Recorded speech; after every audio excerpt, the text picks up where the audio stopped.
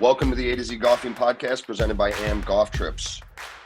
You have followed the entire 2023 season at amgolftrips.com and swagseries.com. Andy Cezanne, I'm Anthony Zampano. How's it going? Pretty much everyone knew what this episode was going to be about. We got back a few days ago from Big Cedar. It was our sixth trip to Big Cedar. I have seen it before Andy did. I'm sure people have listened out there, the 17 people that do listen. Andy and I got to play Paynes Valley together, I think 4 years ago. Yep. It was basically the first go around that it was open. I have seen it since the development, and obviously with the new cliffhanger course that is coming, we have a lawnmower that's made a debut in the background over at Andy's palatial estate. It's fantastic. He hired somebody to finally cut the grass. Congratulations, Andy. There are numerous resorts that we have been to, but from the start, seeing what has been built and the continuation of Big Cedar, I don't think that there was a better spot to host the first Swag Series National Championship. And it set the stage. I mean, it was gorgeous. And obviously, I'm not a photographer. I'm not a videographer. I don't do anything on social media, but I don't think you could have asked for a better weekend.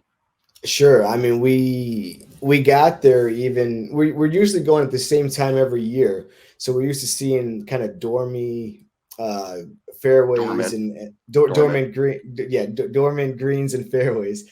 But we also see the change of the leaves in the background on the trees and stuff. When we got there, we had green fairways, which was a fun sight to see. And then it was green in the background, but the 3 days we were there, the leaves changed in the background. So it made my pictures pop even more now. So, I mean, yeah, the weather we got was what, 70s and 80s with 5 to 15 mile an hour winds, probably, I'd say. Yeah, I think we could spend a lot of time. We're gonna really dive into this, but it starts with just the resort itself, and then when you get weather like that, it allows the experience that everyone gets to be a lot. From the meet and greet to where you got to play mountaintop, and we did the 13 closest to the pins. That then turned into staying in your group and qualifying for the putting contest on the Tom Watson putting course, and then really just how OTR was set up for everybody to be able to enjoy before their round, right after their round, circling around them, for people to see how amazing that company is and to really have a good time. But the weather allowed you to be outside the entire time, right? It didn't get cold later in the day. And it was basically the same type of weather the first 2 days we had. It was more overcast with a little bit of sun on for the final round at Paynes Valley. But from the competitive side of it, for it to be the same really allowed, I think, people to get acclimated, not a huge change. And I think that showed in a lot of the scores, right? We had great play on day one. We had great play on day two that we'll dive into a little bit more, that, culminated in gross champion shooting a 62 on the final day to come from behind win. There were so many things that were just awesome about it. It made our job so much easier. And I think it also made the experience that much better, right? No one had to worry about rain, or is it going to be cold one day, or is it going to be this? And I think that, just the experience alone from start to finish was amazing. We could talk about it all day, from the players' boxes to what we were doing over there, to seeing the crowd standing up on the rocks on the 19th hole, congratulating people for hitting the green or booing them for not hitting the green. Yeah.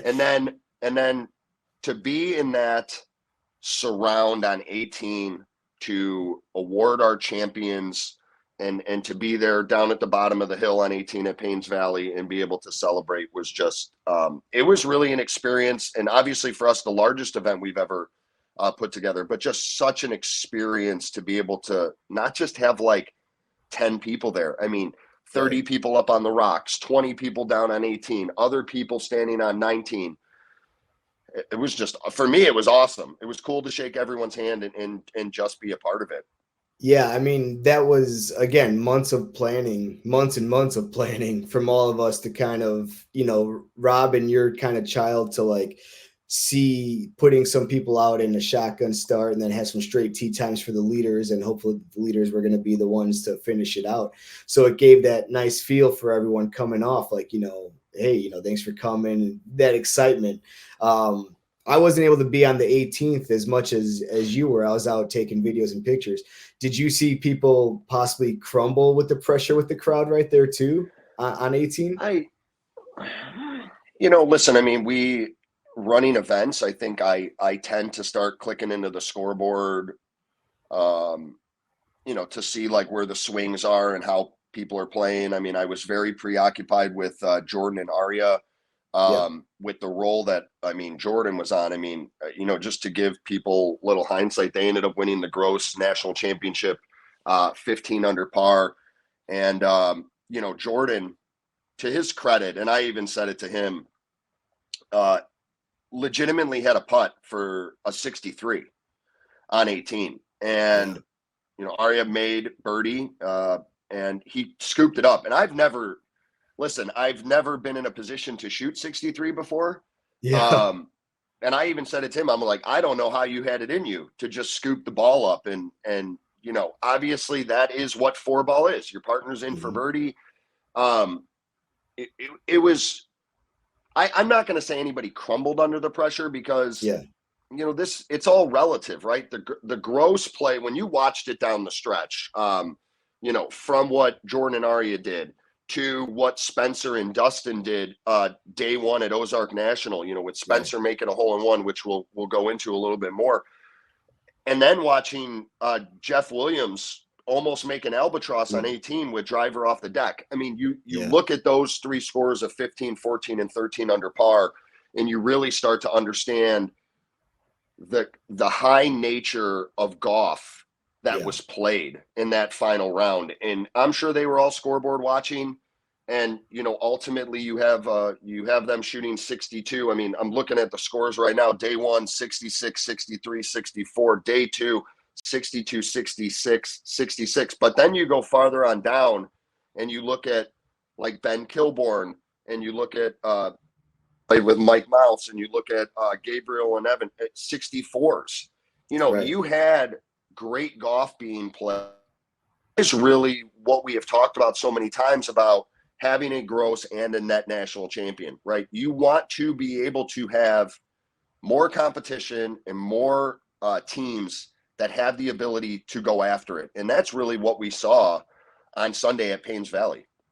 Yeah, it's pretty spectacular, and we talked about it before. I mean, this was the culmination of all the first place winners from the entire year, and then second and third. Like, so you knew the level of talent was going to be there for this event, and it showed, and it was fun to watch the whole scoreboard watching.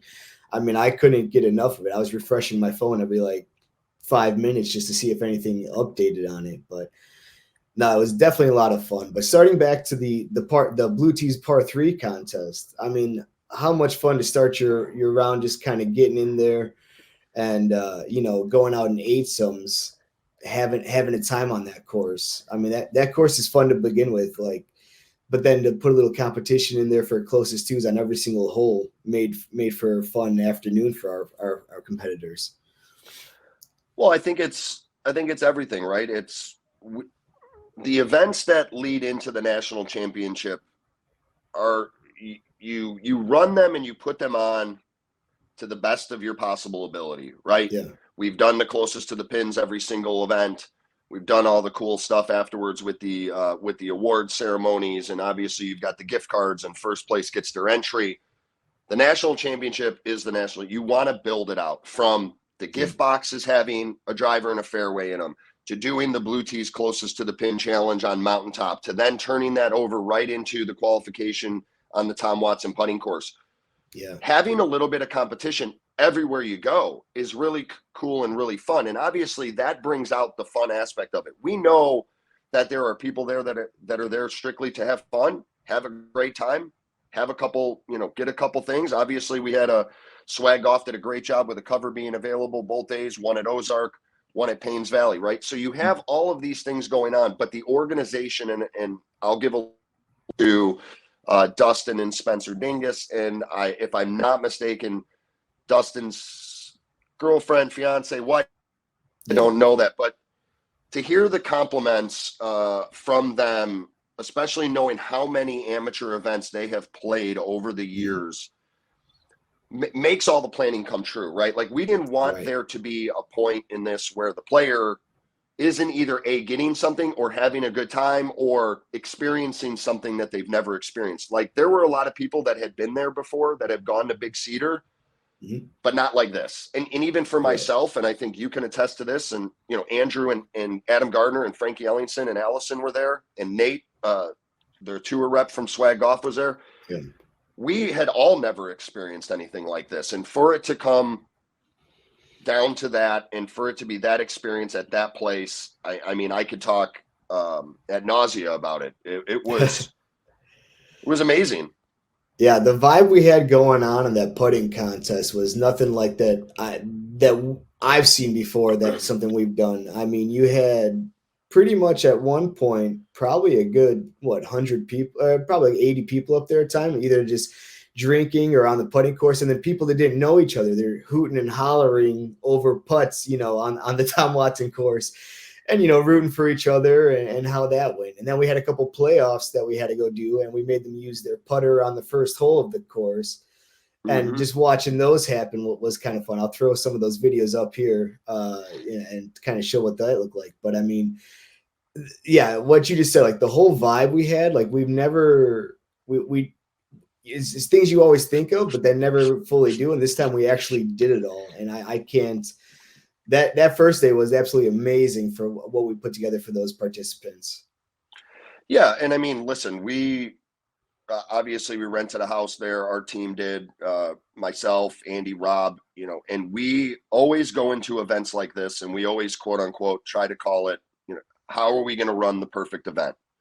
And there is no such thing as a perfect event, because there are too many elements going on. There are too many things to go on. But I will tell you, Yeah. from an operations perspective of the actual event, I'm not talking behind the scenes. I have never been a part of something that organized, Yeah. that well run, and every single team member, including the 5 representatives from Swag Golf, to the amazing competitors and players that came.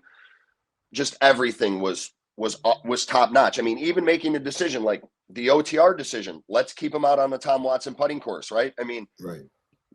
they were, not that they wanted to leave, but they were more or less like, they worked with us. They were like, hey, this is a great opportunity for us to stay out here and be in front of these people. And, they brought sampling for all 3 days. Unfortunately, our group is a little bit that likes to have a good time. And, but it didn't stop there. It wasn't just a sampling. It was giving out some golf balls, giving out some Right. towels.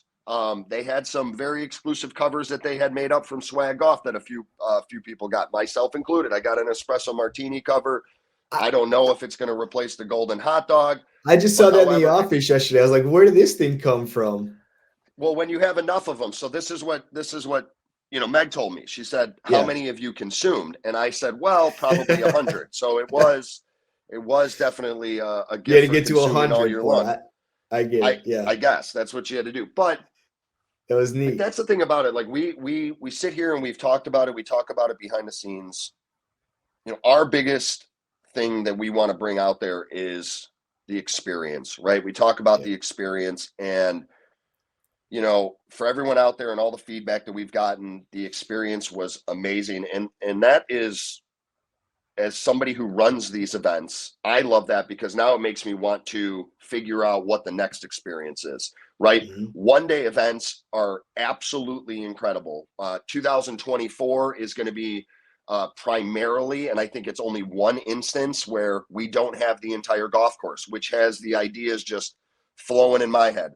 What are the little things that we can do? And I can tell everyone out there that what we've put together for 2024, if you saw 2023, 2024 is going to be not one step ahead of it. It's going to be 2 to 3 steps ahead of it in what we're doing.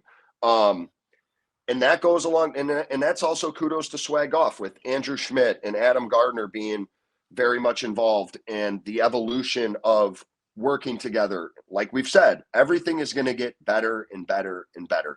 I've got a recruiting trip coming up. I mean, I'm going 14 months in advance out to Arizona to Yeah. scope out where we're going to be for the first event of the year and where we're going to be for the national championship. And obviously, more information will be coming out about all of those great locations and where that national championship is, which obviously I gave away. But, it's those things. Like, I probably will go out there again because I'm just kind of that way, like where I want to have everybody in the right position. I don't want anybody to second guess their decision to go.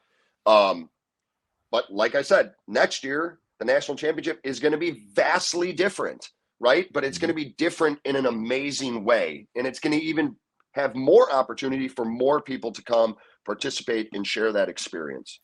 And that's one thing that you make a good point. Like, we know Big Cedar. Like, Big Cedar, we've been there. You've been there 6 times. I've been there 4 times. Like, we know that property. We've hosted multiple events, getting stuff all and around.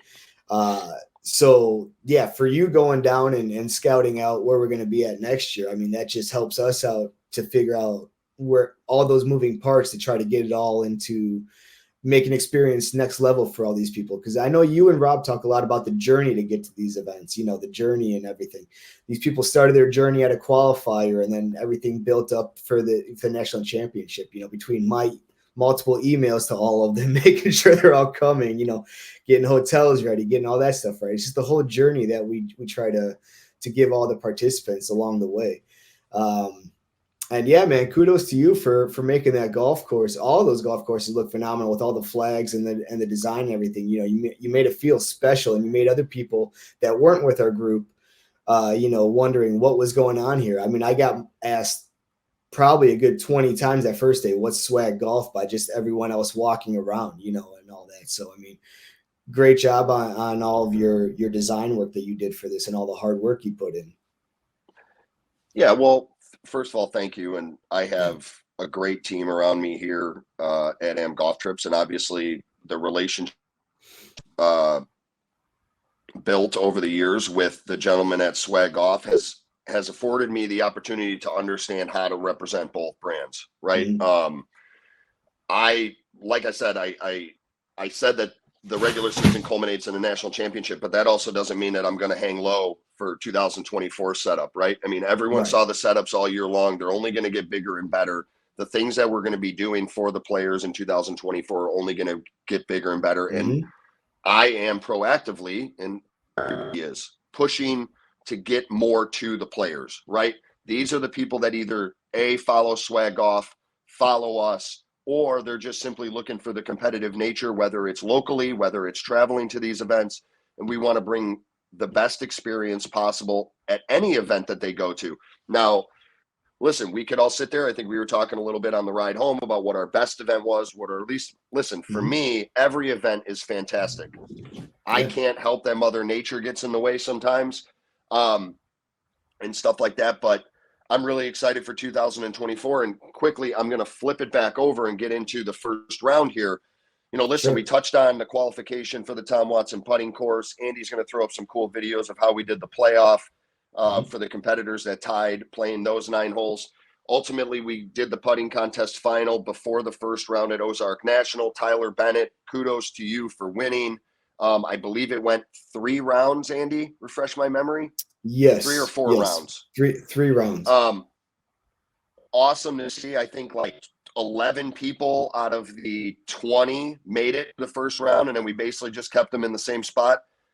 You could see everyone watching, gravitating towards it. It was a really cool moment for Tyler, and I'm assuming for yourself to grant the first putt as champion at a national championship. Yeah, it was a lot of fun. Yeah, I mean, and I like that you made the putt.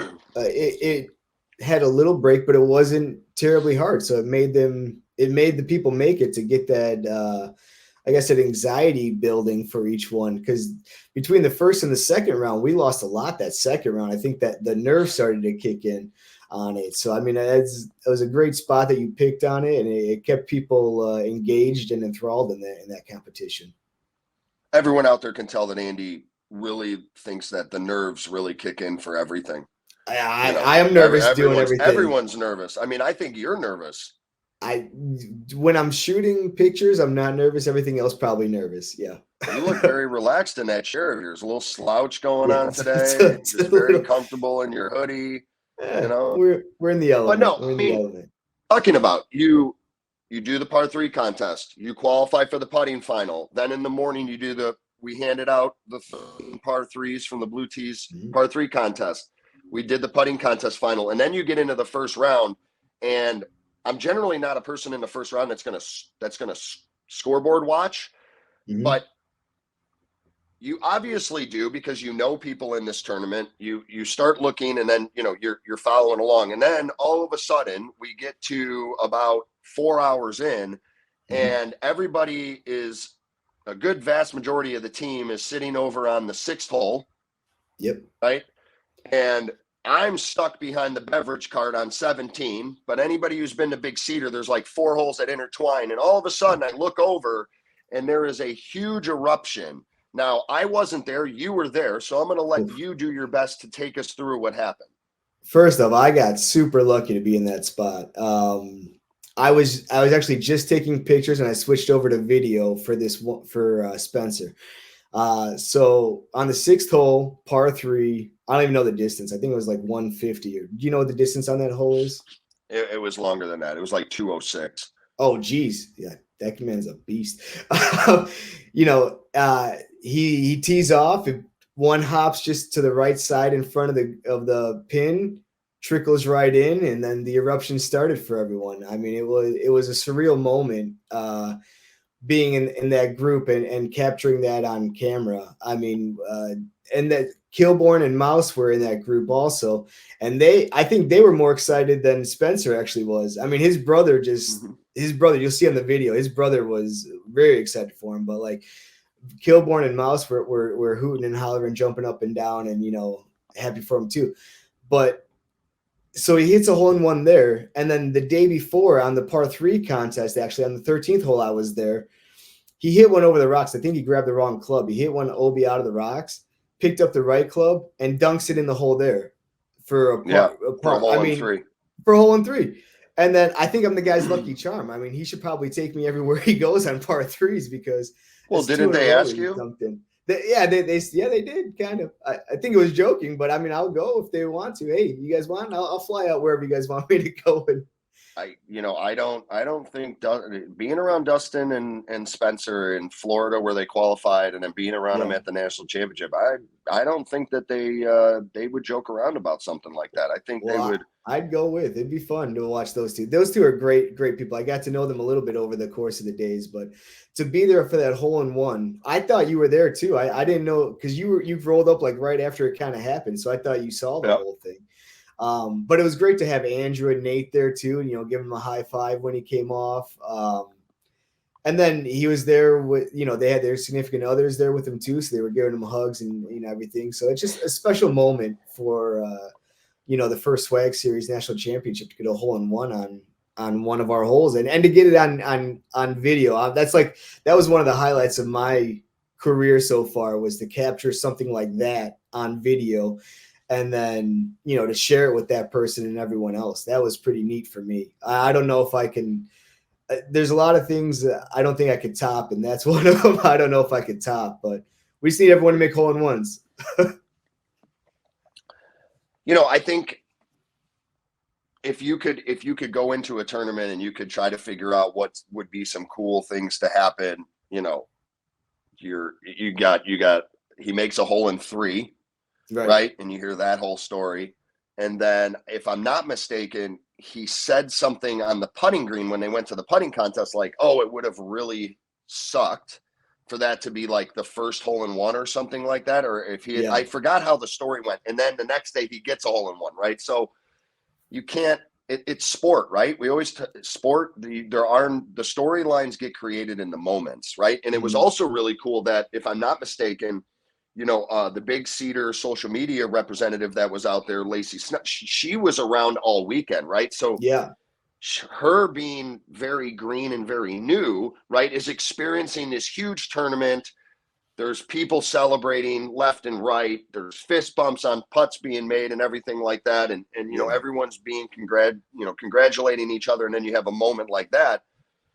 And when you look back at it, I mean, I reviewed, they had 2 double bogeys Right. in the first round. I mean, they made 2 eagles, 2 double bogeys, a plethora of birdies.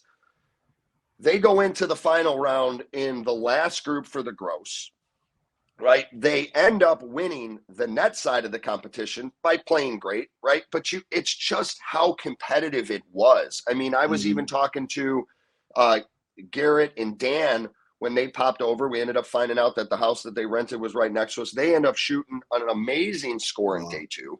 They end up flying up the leaderboard in the net, right? You had all of that. I mean, they hung out on 18. We had to call them down for a possible playoff, right? He had put on a T-shirt. Clubs were in the car. They're freaking out. Is it going to be? They're down there scoreboard watching. Yeah. It was just, you couldn't have asked for anything else during the course of those 2 competitive rounds at Ozark or Paynes Valley. It was absolutely fantastic. And the content that you were able to grab, that Lacey was able to grab, that Allison was able to grab. I would say Frankie, don't really know what Frankie did. However, but it was good that he was there. Yeah. He let a den caddy fly off of a mountain, which wasn't the greatest thing in the world. But however, I didn't hear that story. He was amped up. Adam and I caught him air swinging all the time on the 19th tee box. It was fantastic. Shout out to Frankie Ellingson. His birthday was 30th of October. It was great, man. I mean, I just keep going back to it. Your biggest takeaway, I want your biggest takeaway from the weekend for the participants. Oh, for the participants.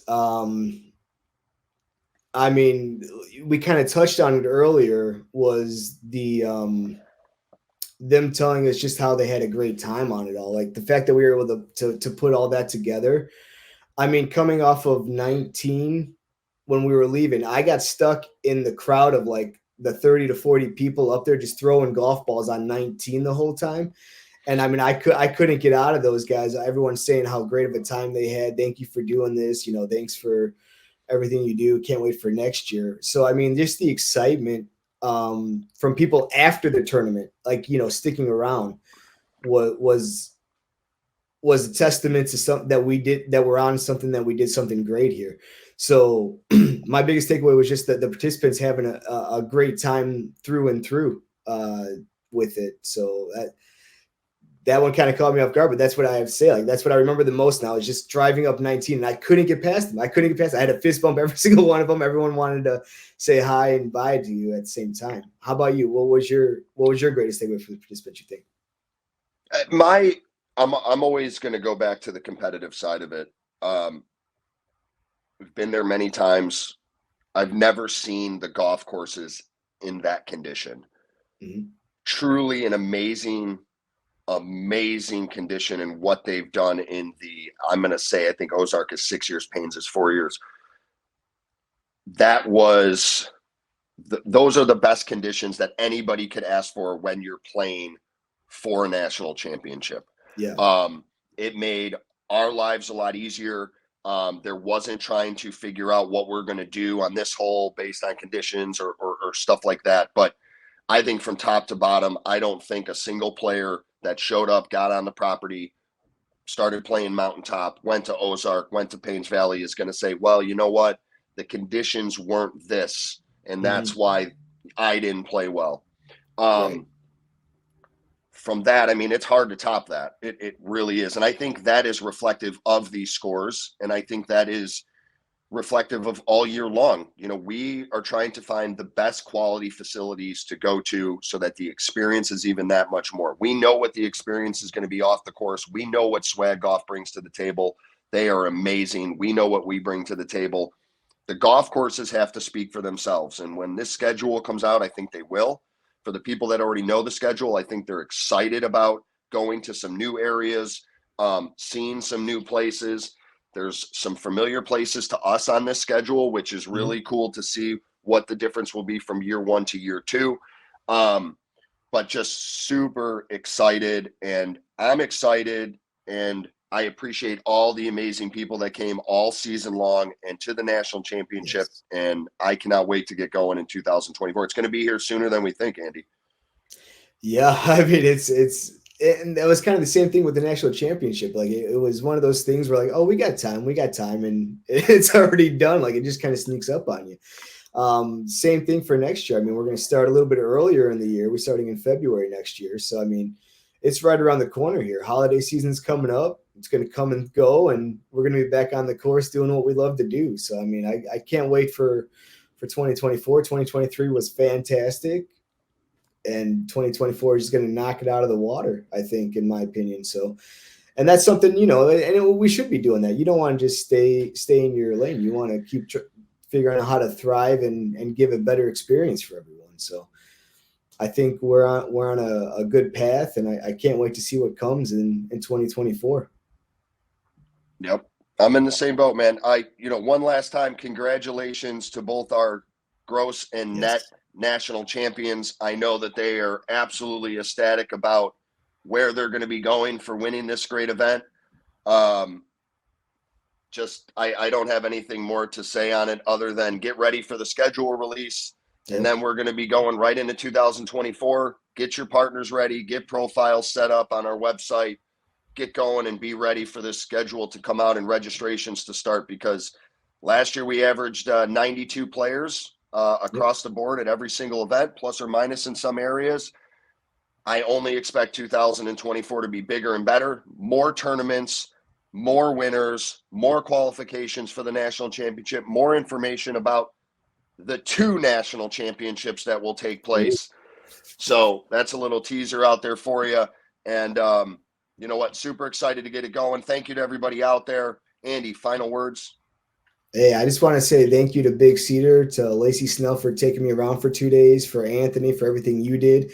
Rob, helping run the tournaments, everyone from Swag Golf that was there. I mean, you guys made that weekend a fantastic weekend for us at that national championship. And to give that product to everyone, I think we should all be very, very proud of that moment that we did for them. So gratitude and appreciation, and very proud moment, for what we've done.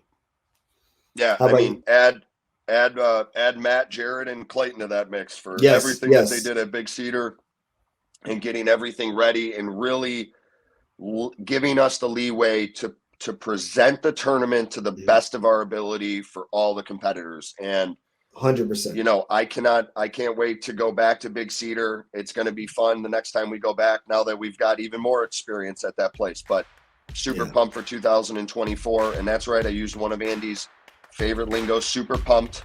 So the sun is shining on his head over there. It is. Look, it's cascading in from the window. It's letting you see the. We'll be back in a few weeks with another great episode. Thank you all so much for joining us. Thank you.